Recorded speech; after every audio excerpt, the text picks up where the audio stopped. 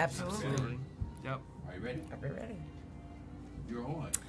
Good evening, everyone. Welcome to Turned Left. I am your host, Indiana's own Dana Black. Wow. Let's see what happened this week. Let's see. Somebody allowed number 45 to talk to the New York Times. I'm not going to talk about it, though. You already know me. I stay out of that mess. I'm going to let all those folks at the federal level take care of all that good nonsense and a lot of noise with Junior and all that. But I will say this. You keep talking about your circle, you won't have a circle. You can't keep mistreating people who are around you and then expect them to be loyal to you. But, you know, when you are a sociopath, narcissistic. I won't say sociopath. I'll say narcissistic. You don't even realize the damage that you could be causing. I want to share a quick story with you before we get started. I know you see this handsome man. I'm going to introduce him. Don't worry. I went down to Dearborn County, Indiana last week. Actually, I went two places. I went to Vigo and I went to Dearborn. In Vigo County, I went to go hear Mayor Pete. You guys know he's all over the place. His speech was fantastic. The great takeaway from the message that Mayor Pete was giving up was, you know, we talk about Democrats don't necessarily have a real message. His message is very simple, and I loved it. This is a Rhodes Scholar, Harvard graduate, spent time at Oxford.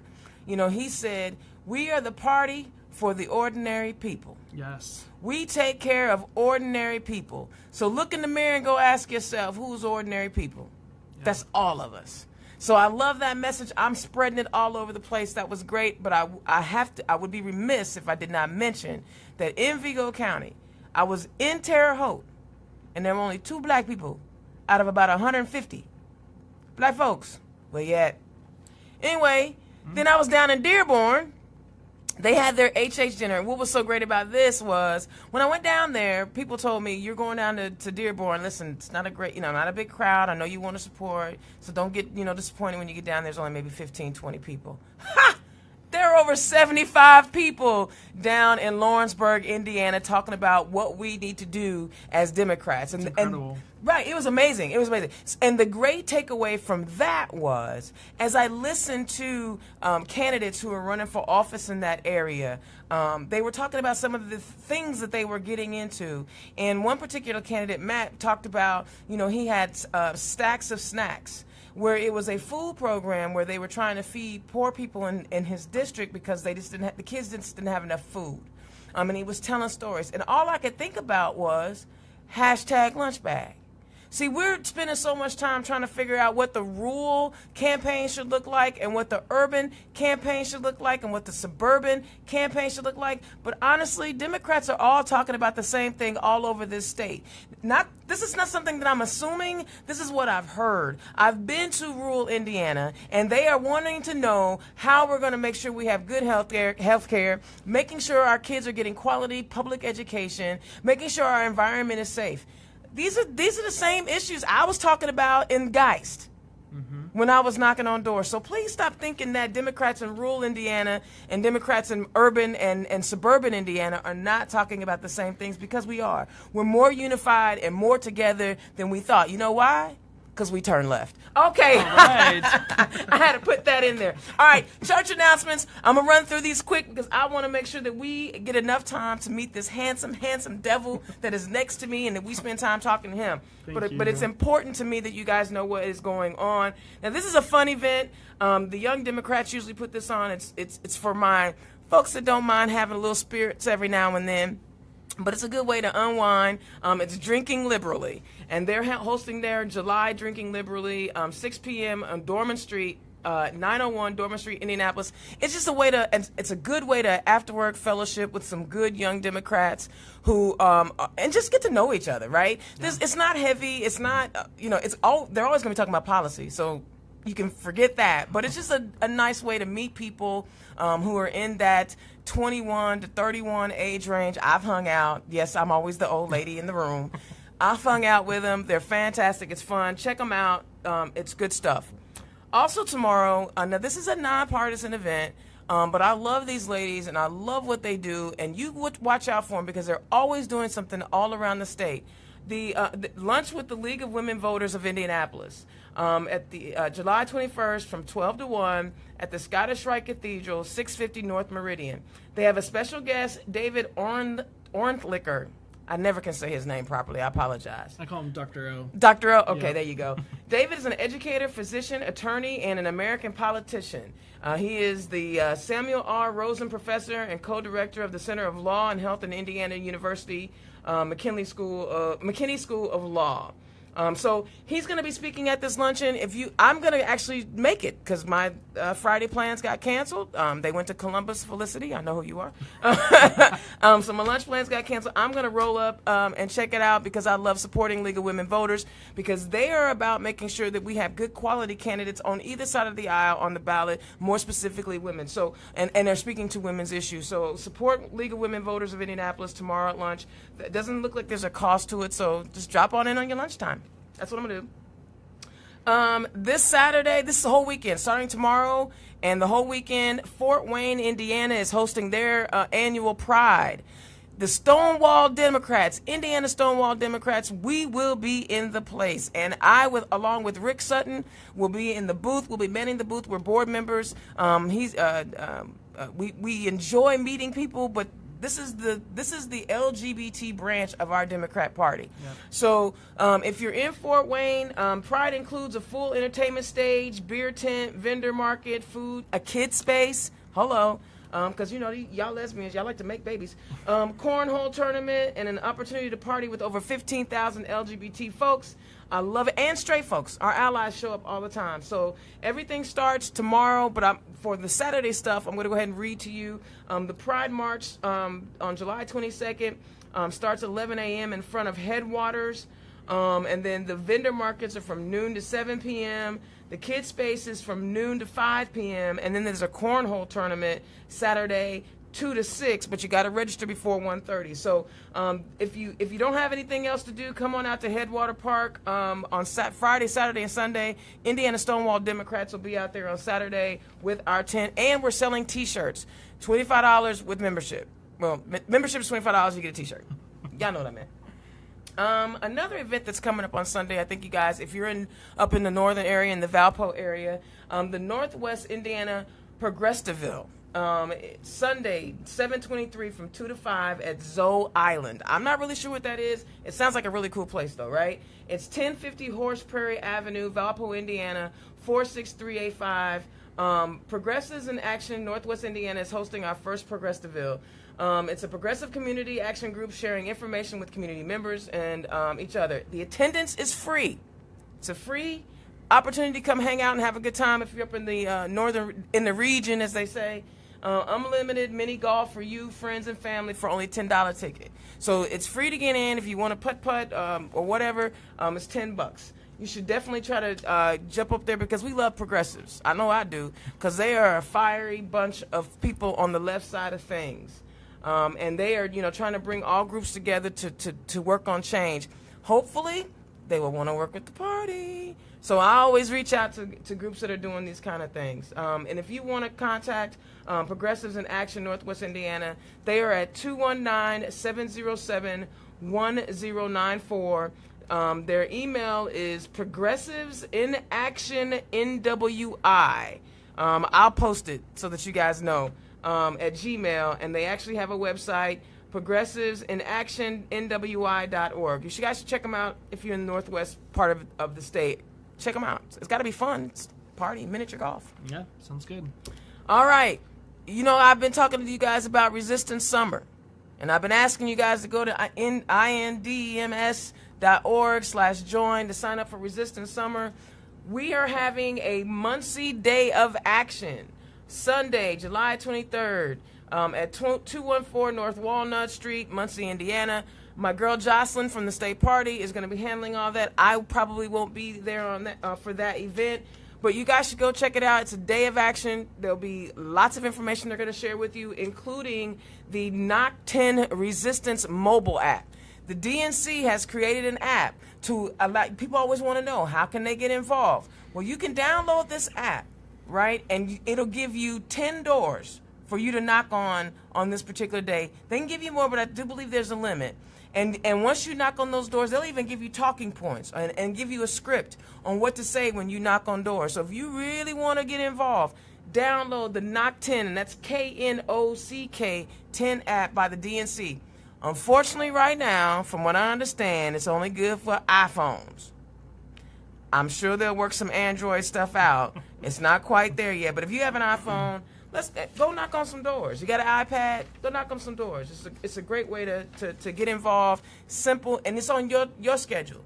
You know, you get the list. Yep. If you have time to go do it, you go do it, and then you clear it off. It automatically gets fed into our database so that we have good data so we can predict and understand who we need to reach, what messages we need to get out. This is the technical side of the politics of, you know, understanding the data. You know, Barack Obama was a master at it. His campaign was a master at understanding data, which is why he turned Indiana blue in 2008. So think about that.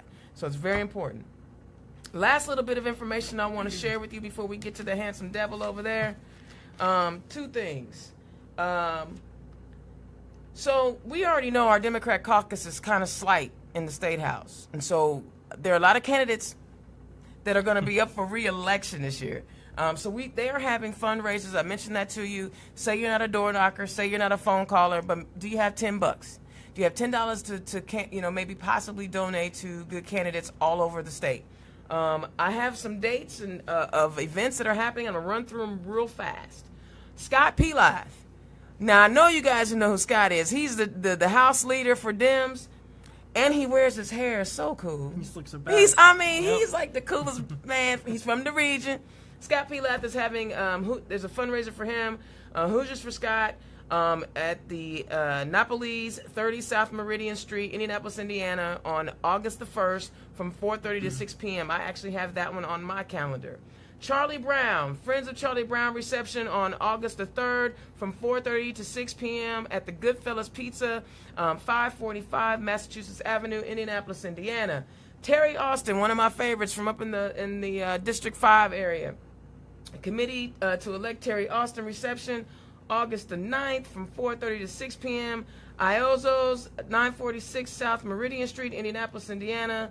Melanie Wright, we love you, boo. Committee to elect Melanie Wright, State Representative, is having a reception August the 10th from 4:30 to 6 p.m. at Loft Miller's Pub, 301 West Washington Street, Indianapolis, Indiana.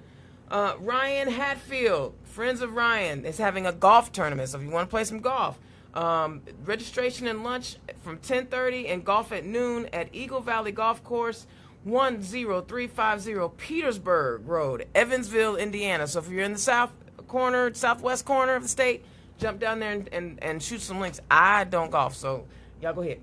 John Bartlett, John Bartlett House 95 Committee reception 822 at the Boiling.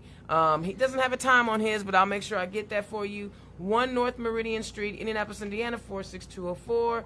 And my man Dan Forrestoff for State Representative is doing baseball.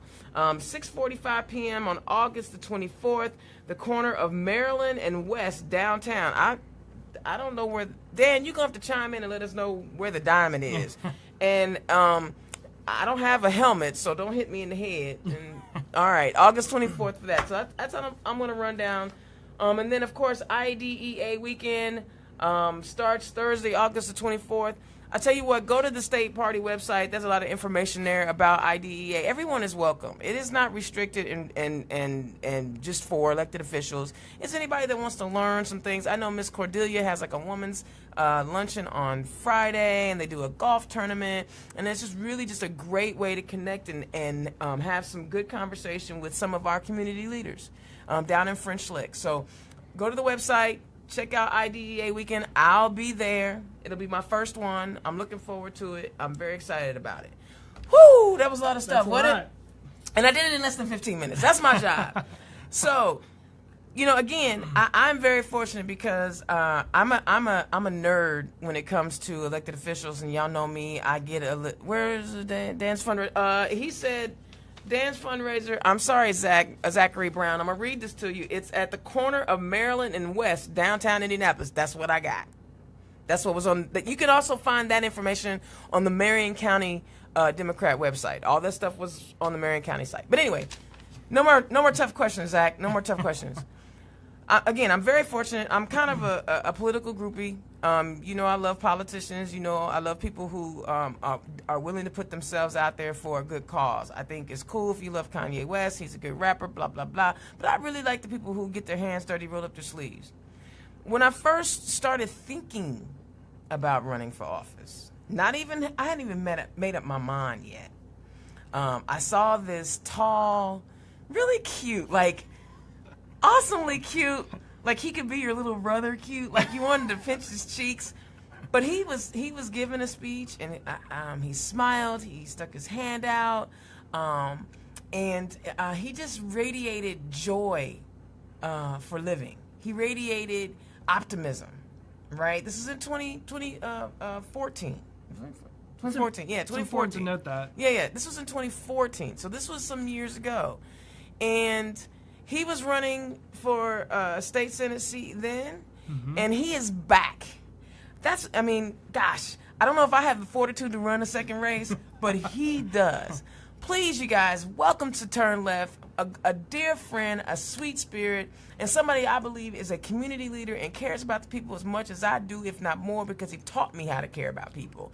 My man, J.D. Ford. J.D., welcome to the show. Thank you. To the show. Thank you very much. I really appreciate that. I am doing well. Good. I'm really excited to be here, and I just know that the people who have sat in this chair before me and the people coming after me, so I'm really honored to be here and to be amongst good company. Well, so thank you for having me. This is a joy for me. I think even before I had all the dates before you filled up, I had you plugged in, and I was really excited about it. JD, so you've run for office before, but I don't know if a lot of people know who you are. Okay. Tell the people who you are, where you come from. Are you a native Hoosier? Where'd you grow up? Just give us all the goodies about you. Yeah, sure. So I'm J.D. Ford, and as Dana said, I ran for the state senate in 2014. I'm a son of a truck driver. Oh, okay. My father drove a truck for our county highway department, and my mother worked with the elderly. And so I grew up in a very blue-collar household. You had no choice but to turn left and be blue. That's exactly right. And because of my upbringing, and because of the values that my parents instilled in me when I was a young man and a young boy, that's the reason why I'm a Democrat today. Okay. We didn't grow up with a lot of money, Okay. and something that Senator Franken said the other day is that, people always tell you to pull you up by your bootstraps, but you need the boots first. Hello. And know what a bootstrap is. That's right, exactly. And so that's one of the things that, my parents have always taught me. They taught me to be kind. They taught me the value of being persistent and the value of hard work. And so I grew up in Youngstown, Ohio, which is a very blue area. Okay. It's also an area that's really hurting right now. And it's also an area that went to Trump, because they felt that, honestly, that the party had left them, the Democratic Party had left them behind, and they also felt the government left them behind. And so they flipped and went to Trump, but mainly because, if you know Youngstown, it's a very steel city, and now we call it the Rust Belt because all the factories have moved across the seas, and jobs kind of just washed up, and it's quite sad. And so I realized, unfortunately, that my hometown really didn't have a lot of opportunity for me, and so I moved out to Indiana. So I'm a transplant Hoosier. Okay, well, we love you. And I think that's important to note because I can go anywhere in America, right. But I love Indianapolis, and I love this community, and I love this state, and I bought a house here and put some roots down here, and I'm just excited to be here. Okay, so when first we met, you were actually living in Hamilton County. That's right. So, are you still in Hamilton County? No, I'm living on the west side in Wayne Township. But I love District 29 so much because you get to be in Hamilton County. Some of the best homes up there in Hamilton County with manicured lawns, and then you also get to see the west side of Indianapolis, which is, if you think about it, it's just night and day. It is. And so, and I believe that I was successfully able to navigate District 29 when I ran in 2014. Being able to talk to, the business owner in Carmel, and being able to talk to somebody over on the west side, just like me, a regular everyday Hoosier. Okay. So one of the things that caused me to be awestruck was one you were young. I felt like you were. I was like, oh my God, he's so young and he's so versed in all the issues and the concerns. But the other thing that got me was, like Mayor Pete, you were unassumingly out, and it wasn't like a big deal. It was just a matter of fact. Yeah. How did you navigate that as a male in Indiana? Yeah, I mean, it was challenging in 2014, and if you think about it, that was right at the height of the whole sexual orientation, the RFRA thing. RFRA, HJR3, HJR6, but I want to live my life authentically, and so I cannot, run for office and not be out there, Right. And so. And I'm very proud of that, and I also think that there is a spot at the table for somebody in our General Assembly. We have nobody serving out right now in our General Assembly, and I think that should I win, when I win, when you win, when I win, I'd be very proud to represent LGBT Hoosiers in the General Assembly. Okay, I just wanted to get that out of the way quick, fast, and early because that is so. It's important, as LGBT folks, yes, that we know who we are and we are well represented. Unlike you, I don't blend in so well, so people know who I am right away. But I think it's important that we and the greater world understands that we all come differently. Yeah, we're not. He's not. What some people perceive a gay man to be. Yeah. He is just himself. Yeah. He doesn't have any expectations. I don't have any expectations on how he should be or how he should represent it. In fact, I even asked, are you out? Yeah. I don't put anything on anybody, but I just wanted you guys to share because for me, he was a role model. He let me know that I can be a gay American and still run for office. Yep. So if y'all want me to go away, blame him. Blame him. And can I just jump in there real quick? One of the things that really I was kind of astounded by in 2014 was every time that I was, in the newspaper, they would always lead with J.D. Ford, the gay Democrat. And that label really just kind of stuck with me, and I'm proud of it, definitely, but also realize that it's just a label. There's so much more to me and to my campaign and to my platform to just peg me into one category, if that makes sense. Let's talk about your platform because for me that's what it's really all about. Now we know as a Democrat you're going to be about civil rights because you were fighting that fight every day. So we can talk about some of the other things, some of the other policy issues. Sure. What is high up on your platform? Mental health. Boom. Without a doubt. Now let me stop and give some kudos to Governor Holcomb because I think that in the hyper partisanship of what's going on right now in our country, we don't stop and recognize the good that happens on the other side. Yeah, he's been getting way too many kudos on my turn left show. I've been giving him two. I know. But I also want to take this opportunity to criticize too, okay. And that's because I feel like we're still coming at the opioid epidemic in the wrong fashion. Okay. We're not allowing complete access to mental health counselors. Okay. A lot of the folks that are dealing with our opioids, they didn't just wake up and have this issue, right? Some of these folks are dealing with some severe trauma in their life. Some people are dealing with it because of pain management issues. But I do believe and I should back up and say is I spent some time in my master's degree at a residential facility, inpatient residential facility dealing with adolescent males. Most of the males in my unit had dealt with some sexual abuse, and a lot of the trauma that they dealt with, they were involved with drugs and alcohol, and I do think that helps, play into some of that, the trauma. People don't know how to cope, and so they turn to drugs and alcohol.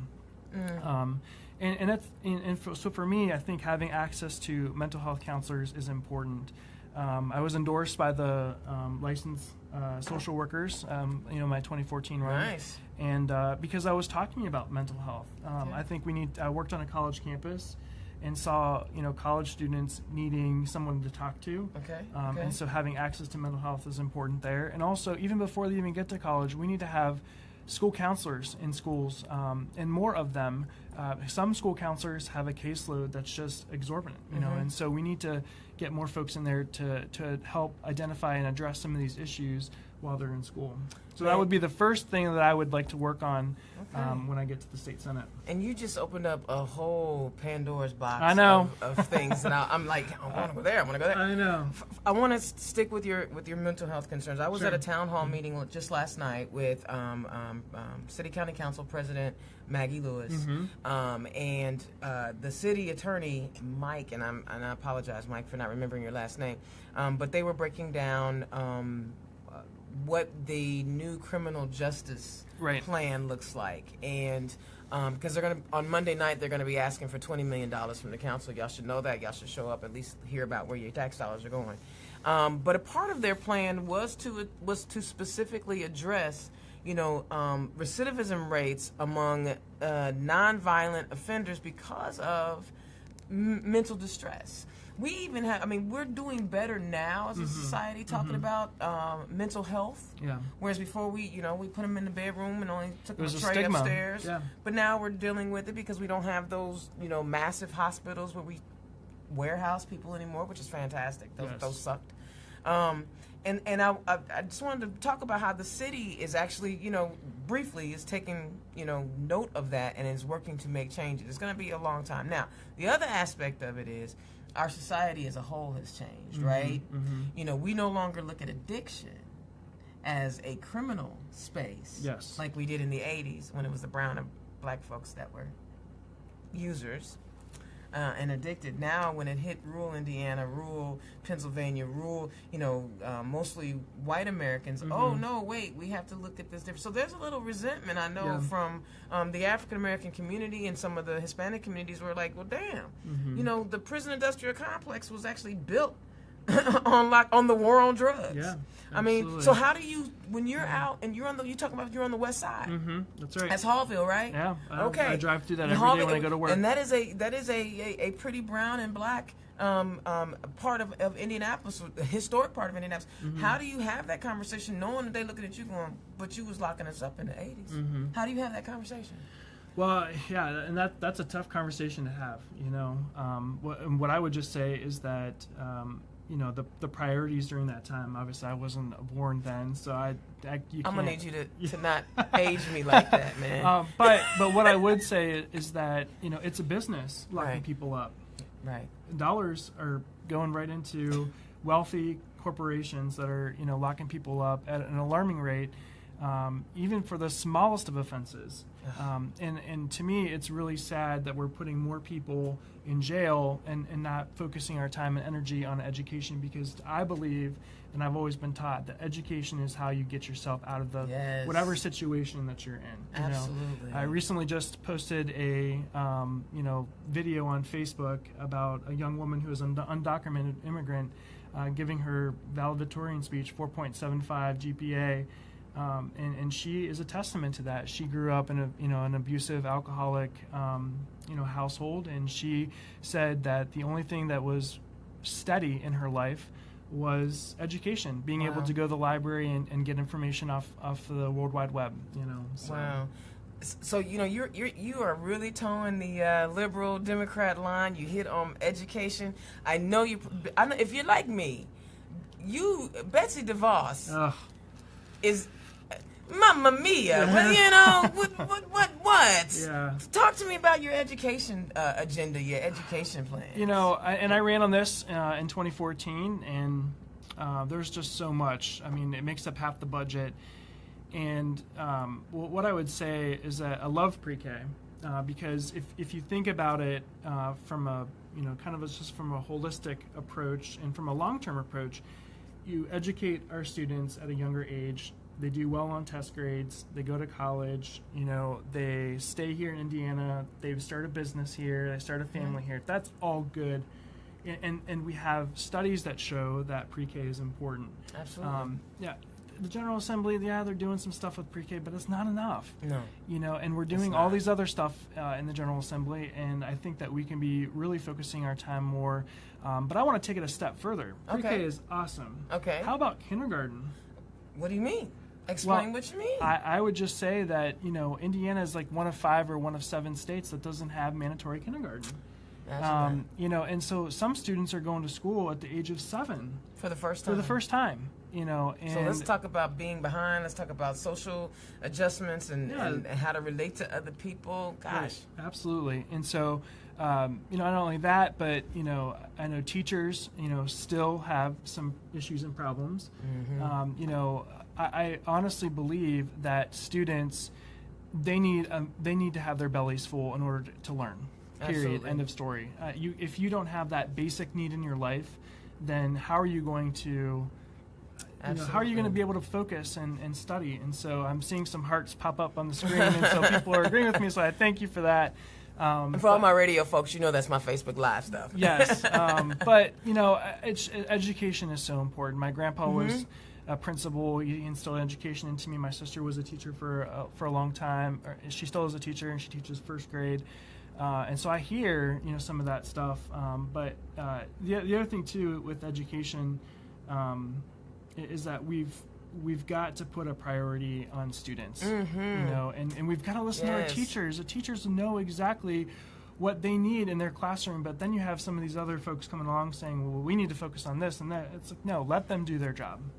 Okay, and let's pay them. Let's pay them. So this is probably the hottest topic, and I haven't actually. And so this might be my only putting you on the spot question. Yeah, that's okay. I welcome it.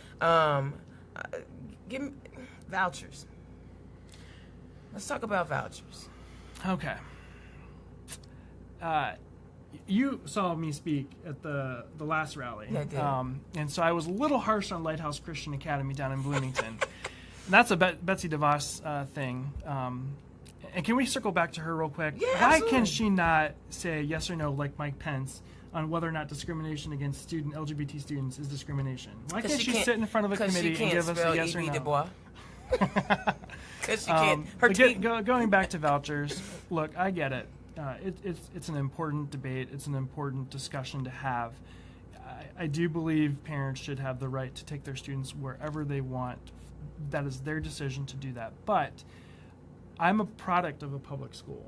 Me too. And I believe that if you're taking money away from public school students to fund another school, which, by the way, doesn't have a school board, right, doesn't have to follow policies and procedures from the state of Indiana's Department of Education, doesn't really have oversight. I'm a little nervous about that. Right. And I think that, I think public schools, for me, we've got to do more to strengthen them. Yes. Because, again, that's the key. All right. See, I'm done. That's probably the hardest one, right? Piece of cake. Right. What else is on your platform? Well, one of the things in District 29, we have a wonderful body of water, Eagle Creek Reservoir. But what happens if a Flint-like crisis were to contaminate that body of water? Are we ready for it? I don't think we are. In fact, the Indy Star agrees with me. They wrote an editorial about it recently in the newspaper. And so that's also one of the things I want to address when I get to the state Senate. That's part of your infrastructure, folks.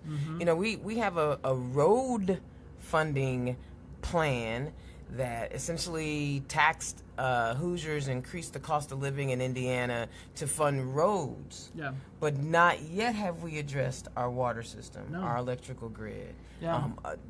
Rural counties with high-speed internet. Absolutely. You're hitting on infrastructure. Go. Yeah. Well, I would just say this. Water is not an RD issue. No. And I think that's how Democrats win in 2018. Right. We cannot use, and Mayor Pete was saying the exact same thing, because I watched his interview. He was saying that we're so focused on the man that's in the White House right now, but we're forgetting about talking to people and what is important to people around their dinner table. What are they talking about? Water is an issue that affects people in my district, and so if I can go to them and say, this is what I want to do, this is my plan, Or if I knock on their door and I say, they say to me, there's an abandoned house down the street, do something about it, and then I make a phone call to the mayor's action line and say, hey, there's an abandoned house, can you get it boarded up? Then they start to see that man results. Right. That man is solution. And that's how I think we win in 2018. And I want to be very clear about that, because it's about going out and talking to people, listening to, not me talking. My campaign is never, my 2014 campaign and my 2018 campaign will never be about me. Boy, where have y'all heard that from? Yeah, right. It will always be about the people, because we have to listen to them, genuinely listen to them, and make a difference for Absolutely. them. And that is why Turn Left does not spend a lot of time on 45 and Right. the Russia thing and all that, because that is so far out there. It is. When you think about, there are 3 million people in the state of Indiana who need us. Mm-hmm. Washington can take care of Washington. That's right. I'm trying to figure out, why. The only thing from Washington I'm trying to figure out is why, the Department of Energy, Urban Development, Ben Carson's agency, yes. why they decided to not give Indiana the grant money they needed to clean up Calumet County and the lead that was in the soil. That came down last week, where they're like, nah, you didn't get that grant money. Those are if I'm talking about Washington, I'm talking about that. That's right. And the fact that the other point about your water, Flint still doesn't have clean water. So once it's contaminated, and the crazy thing about that is they still don't have that it. Man, the governor, is still in office. He's still in office. Now they indicted a couple of city managers. Yeah. But the people of Flint still do not have clean water. So once it's contaminated, there's no guarantee that they'll ever clean it up, because look now, we asked for grant money. Governor Holcomb sent the thing for grant money from the feds, and Ben Carson cares so much about black folks and brown people in Calumet County that his agency denied the funding needed to help clean up the mess, because the state was going to match it. Yeah. But they didn't do it. No. So don't tell me that you got family values and you care about people and blah blah blah if you're okay with little girls 3 and 4 years old being contaminated with lead. Yeah, if you're gonna be pro-life, be it. Be about all lives. And don't come to me but the black lives. Don't you come for me. I mean it. But I'm just saying, we're talking about being pro-life. Yes. Could you take care of the lives that are actually here? Yep. Yeah. And you got to take care of your infrastructure. Absolutely. That is, ooh. Yeah. We can talk all day on that one. Yes. All right, what else we got? Come on, give it to the people. Campaign finance reform. Oh, you mean you don't like it when certain people can, collect $20 million from ghost groups? No. and I'll tell you what. It's an issue that our people are sending folks to Congress, to the State House, to do a job. However, those folks, when they get there, they don't care. Nope. They're there to line their own pockets, Yep. and sometimes they're there to take care of each other, and they're not worried about listening to their constituents. That's why they ditched their town halls. Exactly. Todd Young, or in the Susan Brooks. Yeah, in the case of the senator from West Virginia, she just locked her door at the Capitol. What? So She don't own that door. The people own I that know, door. the people were literally throwing paper planes over the door. There's a crack in the door, and they were throwing it in there. And that, to me, that has because to they stop. forget that this is a representative government. Exactly. You they're represent listening, but they're listening us. to the money. The money. And they're not listening to the people. They're worried about their next election and what it looks good for them on their next election. Look, I'll tell you this right now, and I'll look everybody in the eye and say this. I don't care if I'm elected for 4 years or 8 years or 12 years. I want to do a job for the people, and so if that means I'm for term limits, then sure, that's fine. I just want to serve the people of Indiana, and for me, it's about that, and I think that people should reelect me if I'm doing a good job. Right. I mean, and that's what it's about. If you're in it for yourself, you're in it for the wrong reason. Yeah. If you're going to run this race, because a couple things are going to happen. You're going to make poor decisions. Yeah. If you're doing it for the wrong reasons, you're going to make poor decisions. It's going to harm you or harm somebody you love. Mm-hmm. We were just talking before we came on about, people sending you information about your opposition that's derogatory and nasty and negative. And we both agreed, you get in the mud, you're going to get dirty. Yeah. So if you're not in it about the people, stay out. Yeah. Let those of us who are willing to work for the people and actually care about the people, get involved and make things happen. We don't mind running. We'll Right. compete for the seat. Yeah. I think it's interesting that let's jump to redistricting real quick. Okay, yeah, that's next on my campaign. Right. So the Senate is really the House that is or the Senate is the chamber Yes. that is really against redistricting in Indiana because they want to come up with this. What if I have to compete against somebody in my party? Yeah. Oh my God, I gotta compete. Yeah, right. That's to me is a punk ass way out, but. You're supposed to be strong, looking out for the people. You should be able to run. Absolutely. Let's talk about redistricting, man. I know. That one's so hard. That one's hard. But it's you want to talk about redistricting. You look no further than Senate District 29. Okay, tell me about it. Senate District 29 covers the west side of Carmel, parts of Carmel, more so the west side, parts of Zionsville, more so on the east side. Okay, that's Boone County, right? Boone County. Okay. And That's then Hamilton County, Boone County. And then Pike Township, Wayne Township. How far down in Wayne Township do It we goes go? all the way down almost to Rockville Road, almost to the airport. Stops a little shy of the airport, but you get the sense. It's basically the whole left side of 465. Okay. And trust me, I have knocked door after door, and I've crisscrossed that district. And I know every nook and cranny of Senate District 29, and I love it. I love that district. It's just I'm out knocking doors in the fall. I'm in the spring. It's just you awesome. go because Yeah. honestly, that's the best way to get a feel for what your constituents want. Like Yeah. you think you have an idea in your mind about why you're running, but then and they may be noble and admirable. Yeah. But what happens is you start connecting with your constituents, and you go, they care more about that. Yeah. So and the crazy thing is that my opponent in 2014 he did knock doors, and so I was the first person who'd ever knocked on their door in 10, 15, 20 years. and my opponent didn't either in 20. Yeah, and so they were opening the door and they were having conversation, and I think that's why I was I was able to close the gap as much as I did. I only lost by a couple thousand, 2,000, 2,200 votes. And think about it, and I said earlier, let's make sure we noted 2014 because 2014 was the worst for voter turnout, worst for voter apathy. We had no offense to the Secretary of State race, but it was the highest on the ticket, so we didn't even have a governor or a senator. But I was able to get within a couple percentage points, less than 5 percentage points of my opponent, and less than almost 2,200 votes. And I think that's a testament that I can get out there, I can talk to people, and I will work that district. That's what's up. That's what we need. Somebody that has 30,000 doors we hit, and my goal for the next campaign is to double that. We're going to try and get 60,000 doors. That's a lot of doors. So that means you need people to go to your website or go to your Facebook page and sign up to be volunteers. I'm going to be knocking doors at some point. Even as busy as my schedule is, I'm giving JD Ford some time. Thank you so much. He don't even have to ask. It's just a matter of when. Is that a plug for the website? Can I do that? Do that plug, baby. Do that plug. JD42018.com. Just go and click on the volunteer, fill out the form, and it comes to me and to my campaign manager, Kristen Jones. Appreciate all the work that she's done to help me get where I need to be. She's an amazing woman, very hard worker. And so she's going to help me, kind of keep it all together. But yeah, we're going to knock 60,000 doors. Okay. So Hamilton County Democrats, Boone County Democrats, Marion County Democrats. You need to get behind this man. You need to get behind him because he is about the people. He's talking about how he can make the lives of Hoosiers better. Yes. Hello? That's what we're all about. Looking out for who? Ordinary people. Ordinary people. All right. So now this is where did we get everything on your platform that we wanted to get? I want to make sure. I wanted to go back real quick. Okay. Just campaign finance reform, got to get the money out of politics.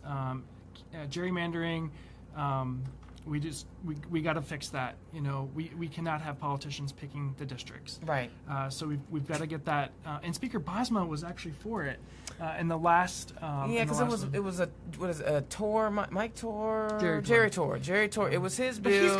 But he's also got to be tired of dealing with some of the crazies. Well, I don't say crazies, but I would say the very extreme ideologies. Listen, there's in the crazies caucus. everywhere. That's true. I got crazies with the last name Black in my space, so don't even stress. And I don't mean that derogatorily, but listen, there are people who are so caught up in their own ideology they can't see past themselves. I'm not certain that Brian Bosma was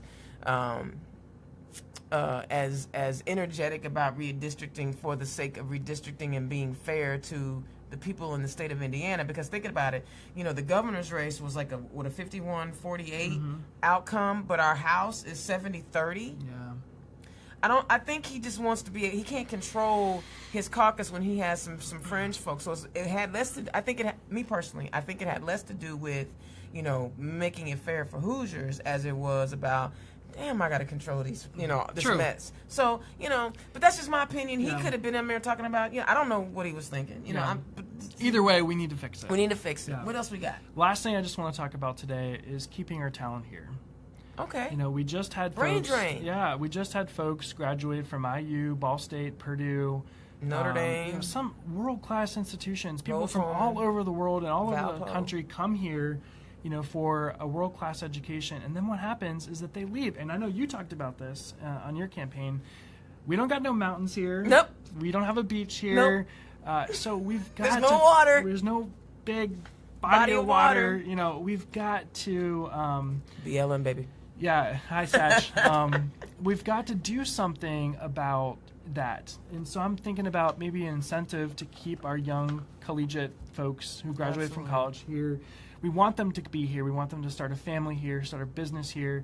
We want them to pay taxes here. We want their money to go back into the state. And so we've got to do something to keep them here because they're leaving in numbers. Droves. And it doesn't have to always be in metropolitan Indianapolis. I mean, we actually do okay in Indianapolis. We're close to 900,000 people. We're like the 14th, 15th largest city in the country.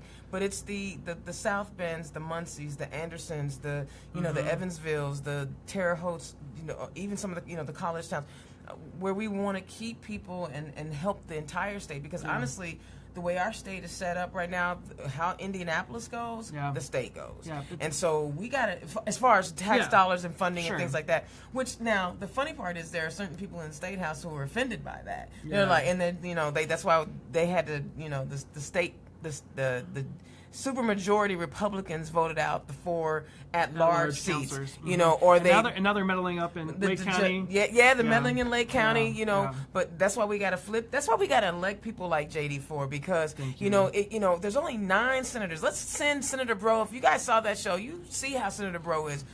Tim Lannon. Tim Lannon is out there fighting for us. That's right. Every day. We need to send them some help. I need somebody to run against Jim Merritt. I hope somebody's on my side of town. I'm not on his side. I need somebody to run on my side of town. But think about it, though. Keeping our talent here. What if one of these graduates has the solution to the opioid epidemic, but he's taking a job out in California because they have a beach, and so we've got to be creative. And we've not about offered this. him any incentive for them to stay here. That's right. Right? Yep. All right, so let's do some fun stuff. Okay, let's do it. We're going to always talk about policy, but again, for me, as I mentioned every show, and I know you guys are probably tired of me saying the same thing over and over again, but for those first-time listeners, I want the show to be informative and positive. I don't really attack people or anything like that, but I want you to know who these candidates are or who these elected officials are, because it's important for you to feel connected, right? It's important to take the cloak off of what it is. I remember I was awestruck the first couple of times, but then you realize when you get a chance to talk to people, they're just regular, everyday people, especially the folks that I get to meet, who are really looking out for their neighbors. And so I got some fun questions. Okay. All right. Yeah. All right. Real quick, who is your personal hero? My personal hero, political or personal or just whatever? There's no stipulation. Okay. All right. I would say my personal hero probably would be just my parents, my mom, my dad. I just grew up watching them do so much, and sacrificing for me and for my sister, giving me so much, putting me on the right path, always believing in me. I just when you have a mom and a dad and a family unit that just believes in what you do, you just feel like you can tackle the world.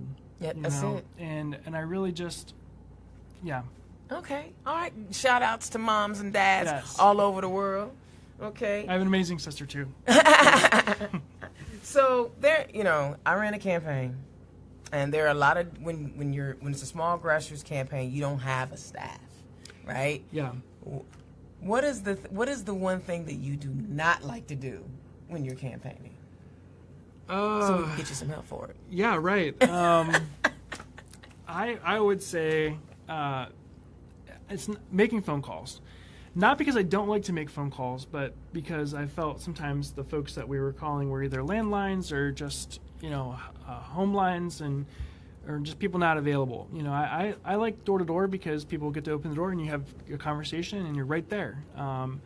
But I would probably have to say making the phone calls. Although I will do it. So I was trying not to interject too much of me in this, but we're both born in Ohio. Oh? We're both in the LGBT community. Yes. We both prefer knocking doors over making phone calls. I'm just trying to figure out, are you my twin? Yeah, maybe. Are you my twin? I think so. Okay. Okay, so, what advice would you give someone who is trying to assume a leadership position or wanting to run for office? I would say for me, I'm always a big believer in do less talking and more listening. Okay. And that's kind of what I've done, I've also, if you've watched my social media, I try to be everywhere because I feel like as a state senator, you've got to know your district and you got to know what's going on in your district. You got to listen to your people so that way you can be informed going into the state senate. And so I would say be everywhere. And I also, I feel like I'm an old man. I love to read the newspaper. Wait. I love to read the Sunday newspaper. Wait, you just said you weren't born in the 80s and now you're telling me you're an old man? I'm not buying that one. I have an old soul. There you go. Yeah. There you go. I get with that. So we talked about the concerns you have, but what is the one thing that keeps you up at night? The one thing that keeps me up at night, for me, it's just I have my grandparents, my mom's father, my grandpa on my mom's side. He was a firefighter and a city councilman for many years back in my hometown. And my father's mother was our city auditor for many years. And so I grew up with a sense of public service. And so I've seen what they can do. I've seen them. I've seen people come up to them in the grocery store and say, my trash didn't get picked up or whatever the case may be, and watch them go into action. That's what I want to do. Okay. I want to do that for people. And so that keeps me up at night is that I know that there are people in my district who are hurting. And I know that I could be potentially the person that could help bring some sort of assistance to them. Did I knock enough doors? Did I make enough phone calls? That's the stuff that keeps me up. Did I do enough? Yeah, Man, did I do enough? Did I do? Oh gosh. So one of the things that is troublesome is that the Republicans do have a supermajority in our state house. Yep. Democrats don't even have to actually show up to work. I know. And they can pass legislation. So this question actually speaks to how we cross the aisle. How do you resolve conflicts? How do you tell me about that?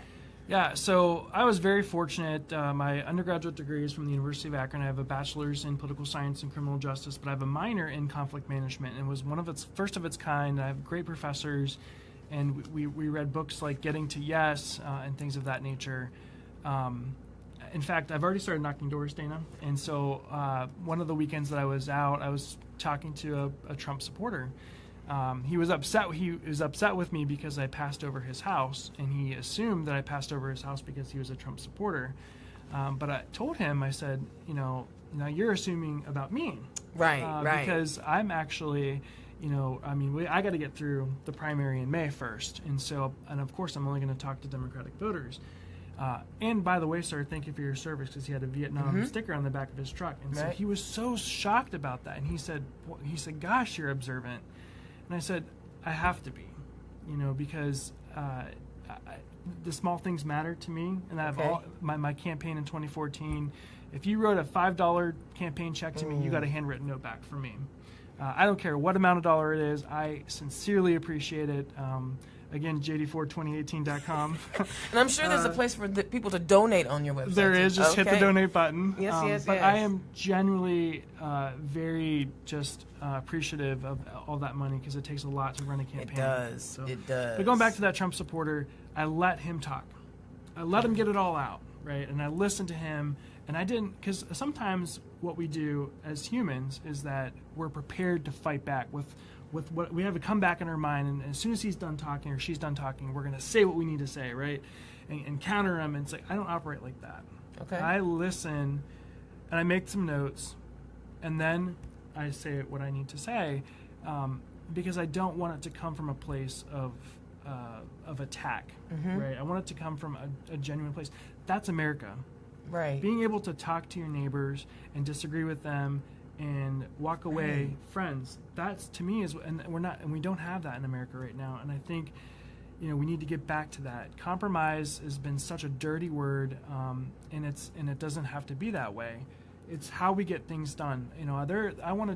Sometimes I want to do things that are just 100%, but I realize that my neighbor wants to do it kind of his way. So I'm willing to give up 10% or whatever to meet him halfway, or whatever it is, so we can get to the conflict resolution. And I think that's what that Trump supporter understood, was we talked about the water. And it wasn't about Republican or Democrat. It was about what happened if the water issue happened. You live 10 feet away from it.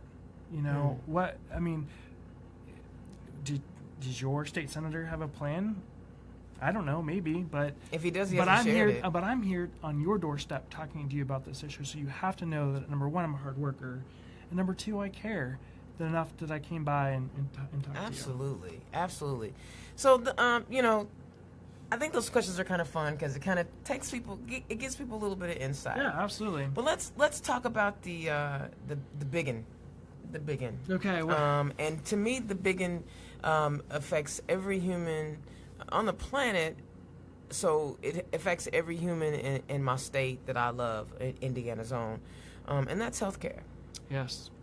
The expansion of the ACA, even though we didn't call it that, we called it HIP 2.0 or whatever it was so crucial and so beneficial for Hoosiers up and down the state. Yeah. 1 minute we're talking about it, 1 minute we're not. People are not even talking about the fact that, 45 is actually, not making payments, subsidy payments to the insurance companies, which is why they're pulling out of the exchanges. Not because people aren't signing up. Yeah. It's because they're not getting the money that they said they were supposed to get. It's a real issue. I've heard that, we'll have enough money through July, but and it's failing on it. So it's not failing because people aren't using it, or people aren't. I don't even think it's failing, right? Yeah. It's starting to collapse now because number one, we didn't show up to the polls and elect a Democrat. Yes, that's the first thing. That's the first thing. Okay. Yep, absolutely. But secondly, the person who did win is now going about systematically and quietly, right? Yep. While we're talking about all these other things. Defunding Obamacare without oversight, without resolutions, without laws being passed. Yeah. He's just not making the payments. Yeah. But that's what he does. He doesn't make payments. Yeah. He's been sued a gazillion times. But this hurts us. Us, everyday people, and it's just, this, to me, healthcare is a democratic principle. This is what our party fights for, right? We believe that everybody should be afforded health care, and the other side, unfortunately, they have another version of that. They don't necessarily believe that, and anybody who says differently, then why are all these folks calling for a repeal? Just a straight repeal. It's like, and what bothers me is that 45 and everybody else ran on this. Well, we're going to repeal it and replace it, and you're going to have a better, more, and it's like, no, that never happened. Snake oil salesman. Yeah, it never happened, but yet it affects so much. And I remember CNN did a town hall. There was a gentleman who stood up. He said, "I voted for Trump, but now I have some ailment. I think he might have cancer." And he said, "I'm regretting my vote." And I really felt for him because, his decision impacted his whole life. His whole life, and that's the thing that I'm always posting things. Social media is how I try to share information. I don't expect everyone to agree with me, because if you all agree with me, something wrong with me. Right. That means I'm swaying in the wind. But I posted, as we say our prayers for Senator John McCain, say a little prayer that everyone can get the same quality health care that he is getting. Sure. Some people said I was being opportunistic. Some people felt like that I was using someone else's tragedy as to make political points. But his situation literally brought the whole thing back home to me. And that is politics and policy permeate every aspect of our lives. Yeah. So while that man was voting for Trump, because he at that point was healthy when he voted. Yeah.